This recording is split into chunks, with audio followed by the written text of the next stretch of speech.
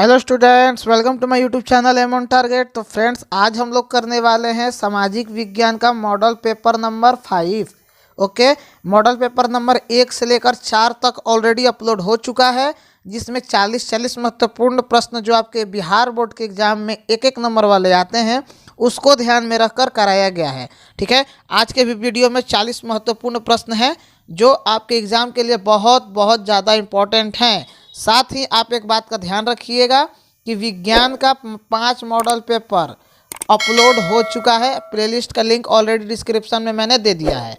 Okay, और class 9 वाले जो लड़के हैं उनके लिए 2-2 मॉडल पेपर अपलोड कर दिया गया है और एग्ज़ाम के समय में एक एक और मॉडल पेपर सभी विषयों का प्रोवाइड करा दिया जाएगा।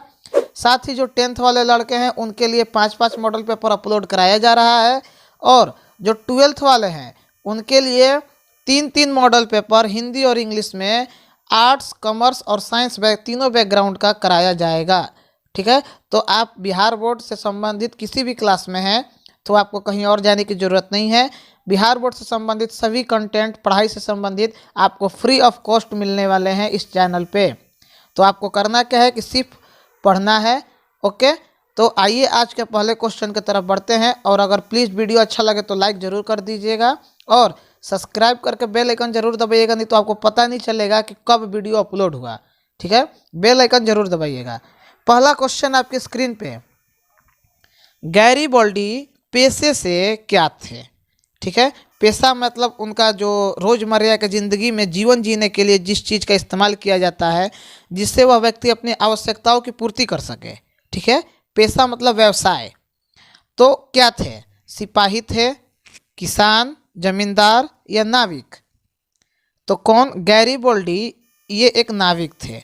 नाविक जो समुद्र में व्यापार करते हैं नाव के माध्यम से। आप देखते हैं बोट सेलर जो एक देश से दूसरे देश में या उसी देश में एक स्थान से दूसरे स्थान मतलब बंदरगाह के माध्यम से चीज़ों को पहुंचाते हैं। ठीक है, तो उन्हें नाविक बोलते हैं। Okay, clear. सिपाही किसे बोलते हैं आपको ऑलरेडी पता है, जो देश की सुरक्षा करते हैं। किसान जो कृषि करते हैं और ज़मींदार जिनके पास ज़मीन होती है। ठीक है, और वो किसानों को खेती के लिए प्रोवाइड करते हैं। ठीक है, मतलब ज़मींदार यानी जिसके पास ज़मीन की अधिकता हो। क्लियर है। आगे बढ़ते हैं, हम लोग क्वेश्चन को डिस्कस करते हुए चलते हैं। बहुत लड़के हमारे चैनल पे ऑलरेडी जो पुराने हैं उनको पता होगा कि कैसे हम लोग पढ़ाई करते हैं। ओके, आइए नेक्स्ट क्वेश्चन। साम्यवादी घोषणा पत्र के लेखक कौन थे? Leo Tolstoy, Maxim Gorky, Lenin या कार्ल मार्क्स? तो कभी भी साम्यवादी संबंध जैसा शब्द आए या मजदूर से संबंधित शब्द आए, ठीक है, तो मजदूर का मसीहा एक व्यक्ति को बोला जाता है, वो है कार्ल मार्क्स।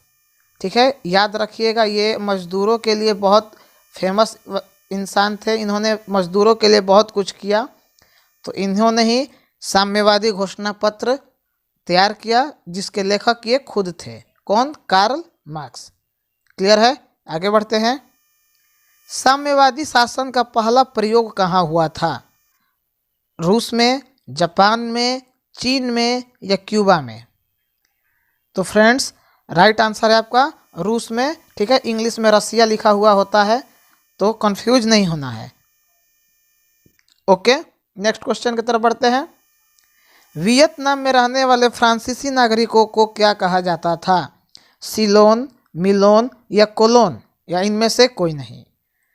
तो फ्रांसीसी जो वियतनाम में रहते थे उन्हें कोलोन बोलते थे। जैसे अमेरिका में रहने वाले भारतीय को रेड इंडियंस बोलते हैं, आप सुने ही होंगे।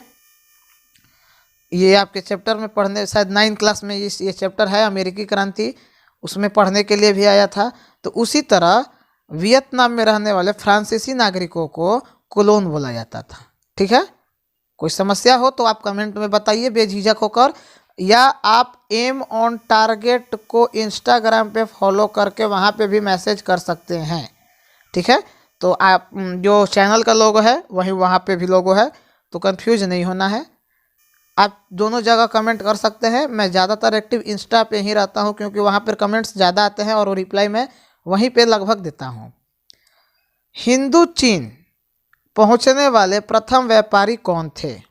ठीक है, प्रथम व्यापारी अंग्रेज थे, फ्रांसीसी, पुर्तगाली या डच? तो आपने सुना होगा कि 1498 में एक पुर्तगाली जिसका नाम था वास्को डिगामा, ठीक है, डिगामा, ये कहाँ आया? तो कालीकट के बंदरगाह पे, ठीक है, कालीकट बंदरगाह पे आया। इसका स्वागत जमोरिन नाम के शासक ने किया था। कहाँ? कालीकट बंदरगाह था, ठीक है, वहाँ पे वास्को डिगामा का स्वागत जमोरिन नाम के एक राजा थे। एग्जैक्ट में जमोरिन एक उपाधि है राजा का, ठीक है।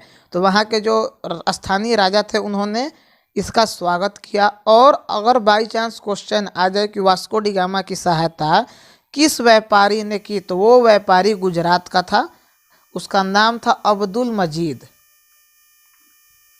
ठीक है। अब्दुल मजीद की सहायता से वास्को डिगामा भारत आया। कहाँ? तो कालीकट के तट पे। कब? तो 1498 में, ठीक है। 3-4 चीज़ें क्लियर हो गई कि प्रथम व्यापारी कौन था? तो पुर्तगाली। वह पुर्तगाली कौन था? तो वास्को डिगामा। कब आया? तो 1498 में। किसकी सहायता से? तो अब्दुल मजीद की सहायता से, ठीक है। इसी तरह एक क्वेश्चन में 3-4 क्वेश्चन करते हुए एक भी क्वेश्चन नहीं छूटेगा, बस आप लोग अच्छे से मन लगा के पढ़ते रहिए। नेक्स्ट क्वेश्चन, जलियांवाला बाग हत्याकांड के उपरांत किसका गठन किया गया था? मतलब उसके जांच के लिए कि जो हत्याकांड हुआ है, ये जलियांवाला बाग अमृतसर में है, याद रखिएगा, अमृतसर पंजाब, ठीक है। ये एक सभा हुआ था, सत्यपाल और किचलू, ये 2 लोगों को गिरफ्तार कर लिया गया था अंग्रेजों के द्वारा रॉलेट एक्ट के तहत 1919 में, ठीक है। रॉलेट एक्ट में अंग्रेजों ने क्या था कि किसी को भी जब अगर उन पे शक हो तो बिना किसी केस मुकदमा के उसे गिरफ्तार कर लेते थे। तो सत्यपाल और एक किचलू थे, इन दोनों लोगों को गिरफ्तार कर लिया गया था। तो इन्हीं के लिए एक पार्क जैसा था अमृतसर में, वहीं पे लोग इकट्ठा हुए थे, ठीक है। तो इकट्ठा हुए थे तो वहाँ पे एक था जनरल डायर, ठीक है। आप बस ध्यान से सुनते रहिए, आपका हर चीज़ क्लियर हो जाएगा। जनरल डायर ने इस सभा पे गोली चलवा दी और बहुत से लोग मारे गए, ठीक है, बहुत से लोग। तो उसी की जांच के लिए एक समिति बनाई गई जो था हंटर समिति, ये इंटर लिख दिया है, हंटर समिति का गठन किया गया था। ओके, जलियांवाला बाग हत्याकांड हुआ कहाँ था? तो अमृतसर में, ठीक है। अब ये पूरा ये जो मैंने एक्स्ट्रा में आपको बताया, ये आपके एग्जाम में बहुत कम आने का चांस है, ठीक है। तो आप एक्स्ट्रा नॉलेज के लिए आप बस केवल जानकारी रखिए। अगला क्वेश्चन, रंपा विद्रोह कब हुआ था? 1916, 1917, 1918 या 1919? तो रंपा विद्रोह हुआ था 1919 में। कहाँ हुआ था? तो आंध्र प्रदेश, ठीक है। इसके नेता कौन थे? तो अल्लूरी सीताराम राजू, ठीक है। तीनों चीज मैंने बता दिया। कब हुआ? तो 1916। कहाँ हुआ? आंध्र प्रदेश। और किसने नेतृत्व किया, यानी उस आंदोलन का या उस विद्रोह का नेता कौन था? तो अल्लूरी सीताराम राजू। जैसे हम लोगों के बिहार में बिरसा मुंडा थे, तो मुंडा विद्रोह हुआ था, तो उसी तरह ये भी आंध्र प्रदेश में हुआ था। तो वहाँ के नेता कौन थे? अल्लूरी सीताराम राजू। आगे बढ़ते हैं। भारत में पहली जूट मिल कहाँ स्थापित की गई थी? जूट समझ ही रहे हैं, जूट का बोरा भी मार्केट में आता है। तो बंगाल, मुंबई, मद्रास या बिहार? तो 1859 में एक स्कॉटलैंड का एक व्यापारी था जिसका नाम था जॉर्ज आकलैंड, ठीक है। तो ये व्यापारी था, ये बंगाल में, ध्यान दीजिएगा, इस प्रश्न का सही जवाब ऑप्शन ए है। बंगाल में पहली जूट मिल की स्थापना की किसने? जॉर्ज ऑकलैंड ने। ये कहाँ का था? तो स्कॉटलैंड का था, ठीक है, स्कॉटलैंड का था। कब हुआ था? तो 1859 में, ठीक है। तीनों चारों चीज़ को आप लोग मैं हरदम बोलता हूँ स्टार्टिंग से ही कि कॉपी पे नोट कर लीजिए प्रश्न को, वो ज़्यादा बेहतर होगा, क्योंकि एक बार देखने से आपको याद नहीं होगा, क्योंकि 5 मॉडल पेपर है, 200 क्वेश्चन है, केवल देखने से अगर याद हो जाता तो फिर तो कुछ बात ही अलग होता। इसीलिए मैं बोलता हूँ कि नोट कर लीजिए कॉपी पे। नेक्स्ट, जमशेद जी टाटा ने Tata iron and steel company की स्थापना कब की थी? 1854, 1907, 1915 या 1923? इसको टिस्को बोलते हैं। Tata iron and steel company स्थापना हुई थी 1907 में। ठीक है, आगे बढ़ते हैं। नेक्स्ट, दादा साहब फाल्के ने निम्नलिखित में किस फिल्म का निर्माण किया था? राजा हरिश्चंद्र, झांसी की रानी, सीआईडी या गेस्ट हाउस? तो ये बहुत इंपॉर्टेंट क्वेश्चन है। राजा हरिश्चंद्र का निर्माण दादा साहब फाल्के के द्वारा किया गया था। अगला क्वेश्चन, इनमें कौन हमारे देश से लुप्त हो चुका है? देखिए एग्जैक्ट में ये तो प्रश्न अब आने का चांस कम है, बट फिर भी आपके जानकारी के लिए बता दें, जब ये क्वेश्चन बिहार बोर्ड में आया हुआ था तो उस वक्त, ठीक है, चीता को ऑप्शन बिहार बोर्ड ऑप्शन सही किया था। ठीक है, वैसे ये क्वेश्चन आने का चांस कम है। आप लोग लिखना चाहें तो लिख सकते हैं, बट नहीं भी लिखेंगे तो काम चल जाएगा। निम्नांकित में कौन लौह युक्त खनिज है? मतलब वह खनिज जिसमें लौह की मात्रा पाई जाती है। मैग्नीज, अभ्रक, बक्साइट या हीरा? देखिए बक्साइट किसका है? एल्युमिनियम का। हीरा किसका है? कार्बन का। ठीक है, अभ्रक को इसी तरह हटा दीजिए, बचा मैग्नीज। ऑप्शन ए सही हो गया। ठीक है, तो रिलेट करके भी क्वेश्चन को आप कर सकते हैं। अगला क्वेश्चन, निम्न में कौन सा उद्योग चूना पत्थर को कच्चे माल के रूप में प्रयोग करता है? उद्योग मतलब फैक्ट्री। ठीक है, फैक्ट्री में जो चीज़ें बनाई जाती हैं तो वो जिस चीज़ को बनाता है उसमें चूना पत्थर का इस्तेमाल करता है कच्चे माल के रूप में। ऑप्शन है ए एल्युमिनियम, चीनी, सीमेंट या पटसन? तो आपका सही जवाब होगा सीमेंट में चूना पत्थर को कच्चे माल के रूप में प्रयोग किया जाता है। नेक्स्ट, मुंबई हाई क्या है? एक ऊंची सड़क, एक हवाई अड्डा, खनिज तेल उत्पादन क्षेत्र या औद्योगिक केंद्र? तो मुंबई हाई जैसे ही आए तो खोजिएगा ऑप्शन में तेल कहाँ है, तो ऑप्शन सी। ठीक है, मुंबई हाई एक तेल निकालने का इस क्षेत्र है। ठीक है, तेल निकाला जाता है वहीं से। यूरेनियम का प्रमुख उत्पादक स्थल है? डिगबोई, झारिया, घाटशिला या जादूगौड़ा? डिगबोई असम में है, याद रखिएगा, ये भी तेल से संबंधित है। इसका सही जवाब है जादूगौड़ा, ये है झारखंड में। ये यूरेनियम का खान है। एग्जैक्ट में यहाँ पे कोयला का भी खान है, मतलब खनिज पदार्थ जो हैं उसके खान झारखंड में पाए जाते हैं। साथ ही साथ यूरेनियम जो है उसका भी खान वहाँ पे मौजूद है। कहाँ? झारखंड के जादूगौड़ा में। अगला क्वेश्चन, पर्वतीय भाग में किस प्रकार के रेल मार्ग बनाए जाते हैं? बड़ी लाइन, संकरी लाइन, छोटी लाइन, इनमें से कोई नहीं? तो पर्वतीय भाग में तो इसी तरह जमीन कम पाया जाता है, केवल पहाड़ ही हैं, तो वहाँ पे संकरी लाइनें, संकरी मतलब पतली, बिछाई जाती हैं। नेक्स्ट, बिहार की कितनी भूमि कृषि के अंतर्गत आती है? आधी, 3/4, 1/4 या 100%? तो 100% तो कभी होगा ही नहीं। ठीक है, और आपको ये भी पता है कि बिहार कृषि प्रधान देश है, सॉरी राज्य है, मतलब कृषि डिपेंडेंट है। तो राइट आंसर होगा 3/4। समझ जाइए कि बिहार कितना बड़ा कृषि क्षेत्र है, मतलब 70% लगभग हो गया। 75% लोग बिहार के कृषि पे आश्रित हैं। नेक्स्ट क्वेश्चन, बिहार में मकई का सर्व प्रमुख उत्पादन क्षेत्र कौन सा है? तो मकई के लिए पानी अच्छा चाहिए, और अच्छा पानी गंगा के सटे उत्तरी इलाके जो जलोढ़ मैदान के क्षेत्र होंगे उन्हीं पे आप मकई को उत्पादन कर सकते हैं, और यही वो क्षेत्र है।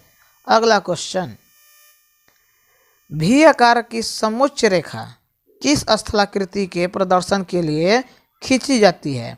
ठीक है, पठार, बाहुकूट, ज्वालामुखी पहाड़ या झील। तो आपका सही जवाब होगा ऑप्शन सी, बाहुकूट। ठीक है, ऐसे मैप, ये क्वेश्चन जो है वो मैप से संबंधित है। मैप मतलब समझ ही रहे हैं। तो कुछ ऐसे चीज़ हैं जो फैक्ट हैं, कभी कभी आपके एग्ज़ाम में ये क्वेश्चन टफ डाले जाते हैं।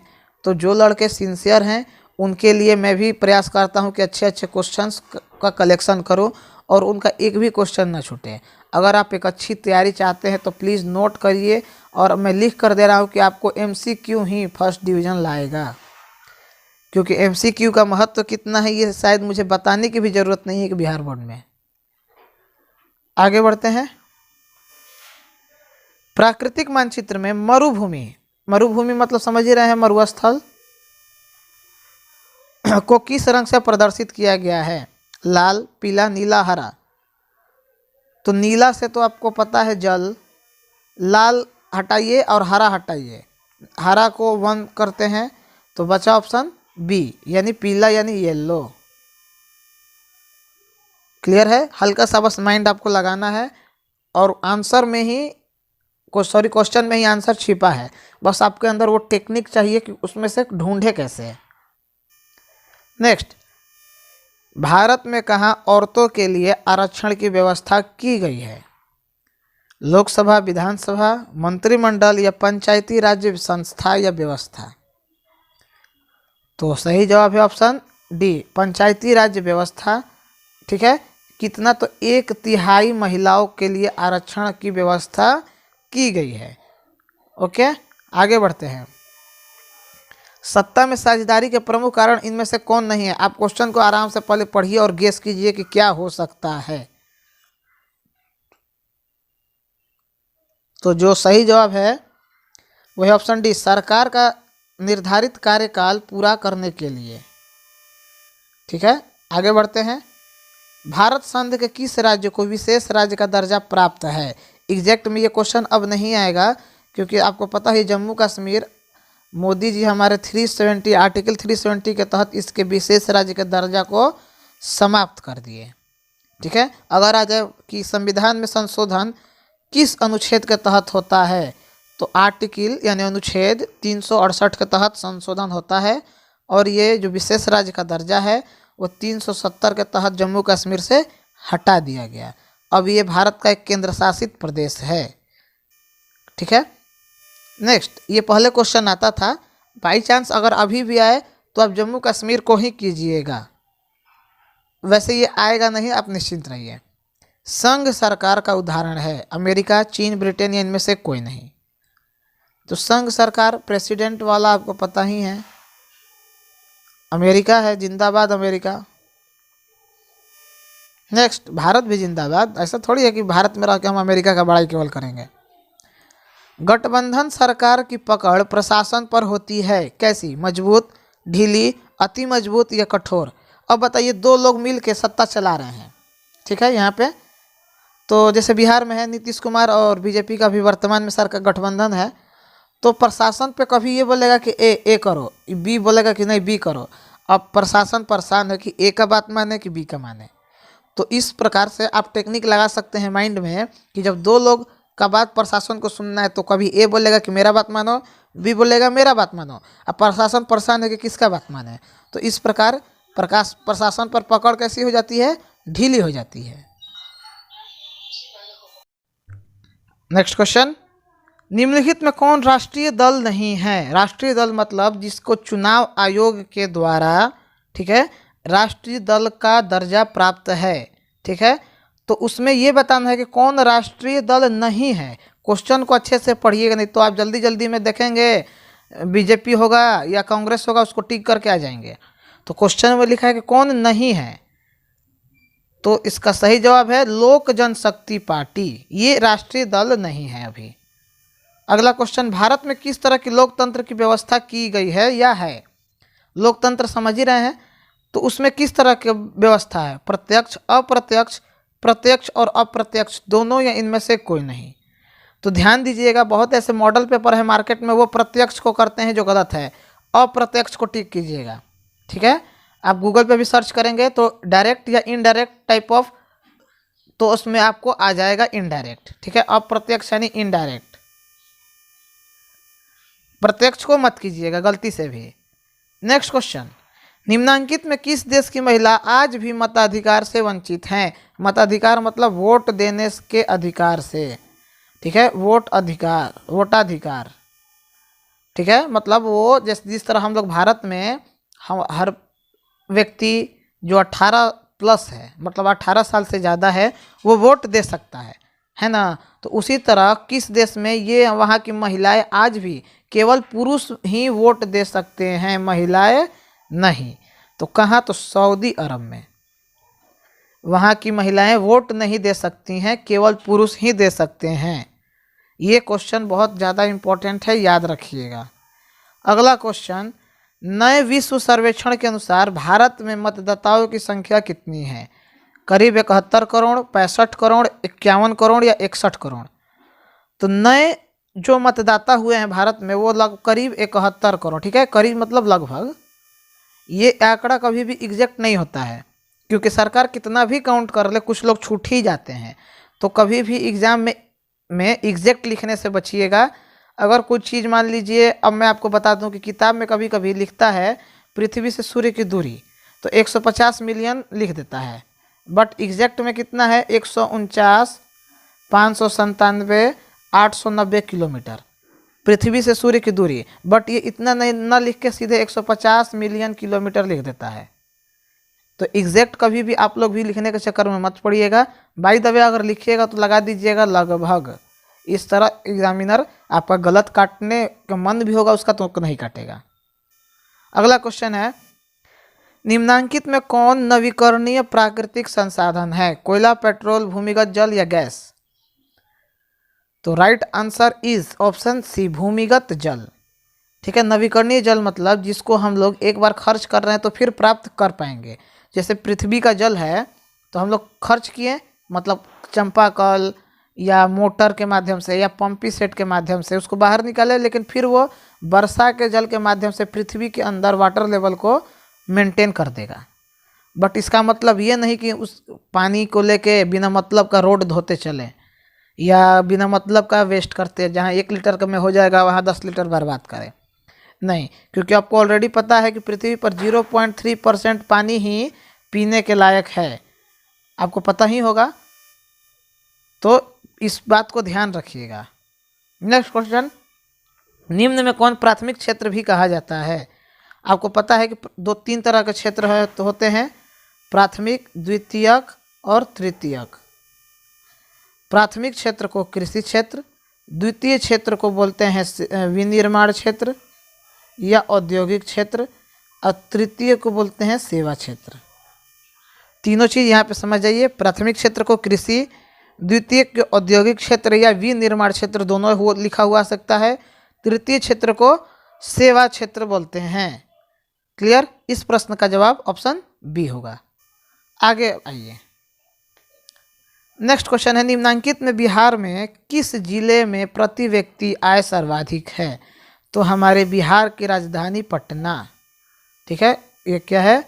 बिहार की राजधानी। यहाँ पे प्रति व्यक्ति आय सबसे अधिक है। नेक्स्ट क्वेश्चन है, देखिए वही क्वेश्चन आ गया, मैंने सोचा कि वहीं पे आपको बता दूं। बिहार में किस जिले में प्रति व्यक्ति आय सबसे कम है? नालंदा, रोहतास, सिवान या शिवहर? तो सही जवाब होगा शिवहर में सबसे कम और पटना में सबसे ज़्यादा। ओके, नेक्स्ट, निम्नांकित में विधिग्राह मुद्रा कौन है? हुंडी, चेक, बैंक ड्राफ्ट या नोट और सिक्का? तो सबसे बेस्ट जो होता है वो है नोट या सिक्का, note and coin. Next question, विनिमय का सर्वोत्तम माध्यम क्या है? विनिमय का मतलब अपने वस्तु का आदान प्रदान, बेचना खरीदना, ठीक है। तो वस्तु, चेक, मुद्रा या प्रतिपत्र। आप मार्केट में जाते हैं तो आप क्या सबसे बेस्ट इस्तेमाल करेंगे किसी चीज़ को खरीदने के लिए? आप खुद से समझिए। मान लीजिए हमको 1 किलो आटा चाहिए तो हम 1 किलो चीनी लेके जाएंगे तो ये अच्छा है, या चेक लेके जाएंगे तो मान लीजिए चेक भूल गया तब काम गड़बड़ा जाएगा। मुद्रा सबसे बेस्ट ऑप्शन होता है। पैसा लीजिए, मार्केट में जाइए, जो मन सो खरीदिए। अगला क्वेश्चन, भारतीय रिजर्व बैंक की स्थापना कब हुई थी? इसकी स्थापना 1 अप्रैल मूर्ख दिवस के दिन 1935 में कोलकाता में हुई थी। ठीक है, तो ऑप्शन बी सही जवाब है। ठीक है, और याद रखिएगा भारतीय रिजर्व बैंक को बैंकों का बैंक भी कहते हैं। बैंकों का बैंक, ये बैंकों को उधार देता है, साथ ही सरकार को भी उधार देता है। उतना डीप में आपको नहीं जाना है, आपको बस इतना याद रखिए कि 1935 में इसकी स्थापना हुई थी और इसे बैंकों का बैंक भी कहा जाता है। ठीक है, आइए आगे देखते हैं। निम्नांकित में कौन संचार सेवाओं का अंग है? संचार मतलब अपनी बातों को एक स्थान से दूसरे स्थान तक हम किस किस माध्यम से पहुंचाते हैं। तो आपको पता है समाचार पत्र है, न्यूज पेपर, टेलीफोन ऑलरेडी है, टेलीविज़न यानी ऑप्शन डी। इन चारों के माध्यम से हम लोग अपने बातों को, जैसे मान लीजिए अभी मैं यूट्यूब पे आपको पढ़ा रहा हूँ, तो मैं अपने घर हूँ और आप न जाने कहाँ कहाँ हैं, तो अपनी बातों को मैं आपको पहुँचा पा रहा हूँ, तो संचार माध्यम हो गया। नेक्स्ट, हमारे देश में कौन सा शहर सूचना प्रौद्योगिकी, ठीक है, तथा सॉफ्टवेयर शक्ति का प्रतीक बन गया है? तो आपको पता है इसको सिलिकॉन वैली या आईटी सेक्टर का सबसे महत्वपूर्ण स्टेट बेंगलोर, ठीक है, सिलिकॉन वैली इसको बोलते हैं। इसको आईटी सेक्टर मतलब इंफॉर्मेशन टेक्नोलॉजी के क्षेत्र में भारत का एक मजबूत पिलर बोला जाता है। किसको? बेंगलोर को। आगे बढ़ते हैं। निम्नांकित में कौन बहुराष्ट्रीय कंपनियां हैं? Fords Motors, Coca Cola, Nokia या ये सभी? तो तीनों तो दिख रहा है हमको, उड़ा दीजिए तीनों। नेक्स्ट, आज का अंतिम क्वेश्चन और बहुत इंपॉर्टेंट, इसके बाद एक छोटी सी विनती है, जरूर सुनिएगा। भूपटल यानी जैसे ये पृथ्वी है तो ये भूपटल हो गया। अब बोल रहा है कि भूकंप यहाँ पे आया है, तो इस आया है, ठीक है, डायरेक्ट पृथ्वी के ऊपर जो लेयर है यानी परत है वहाँ पे भूकंप थोड़ी आता है, भूकंप तो नीचे आएगा। तो नीचे वाले जहाँ जन्म हो रहा है भूकंप का, उसको क्या बोलते हैं? तो जहाँ भूकंप का जन्म होता है उसे भूकंप मूल या भूकंप केंद्र बोलते हैं। ध्यान से सुनिएगा, जहाँ भूकंप का जन्म होता है उसे भूकंप मूल, ठीक है, या भूकंप केंद्र, दोनों नाम है, और इंग्लिश में फोकस बोलते हैं उसको। और ये तरंग जब उठ के पृथ्वी पे जहाँ ऊर्ध्वाधर रेखा में जहाँ आती है, इसे अधिकेंद्र बोलते हैं। अधिकेंद्र यानी इपी सेंटर, इंग्लिश में इसको इपी सेंटर बोला जाता है। ठीक है, उसके बाद ये धीरे धीरे इधर इधर इधर इधर फैलती है, बट सबसे ज़्यादा भूकंप की तीव्रता यहीं पे महसूस की जाती है। और अगर क्वेश्चन आ जाए कि भूकंप की तीव्रता किस चीज़ में मापी जाती है या किस से, तो रिक्टर स्केल से, ठीक है, रिक्टर स्केल से इसकी तीव्रता मापी जाती है। किसकी? भूकंप की। तो क्लियर है, जहाँ भूकंप आता है वो भूकंप केंद्र या भूकंप मूल, और जहाँ सबसे पहले महसूस किया जाता है वो अधिकेंद्र। ठीक है, तो अगर आपको वीडियो आज का अच्छा लगा हो तो प्लीज़ लाइक कीजिएगा, और मैं फिर बोल रहा हूँ कि बेल आइकन को ज़रूर ऑल पे नोटिफिकेशन पे कर लीजिएगा, नहीं तो आपको पता नहीं चलेगा कि कब वीडियो अपलोड हुआ। कल हमसे अब हम लोग एक नया सब्जेक्ट शुरू करेंगे मॉडल पेपर का, या तो मैथ्स करेंगे या तो हिंदी या तो इंग्लिश, क्योंकि साइंस और सोशल साइंस ऑलरेडी अपलोड हो गया। तो मिलते हैं अब कल हम लोग नए वीडियो के साथ और नए सब्जेक्ट के साथ। तब तक के लिए इजाज़त दीजिए। Goodbye, take care.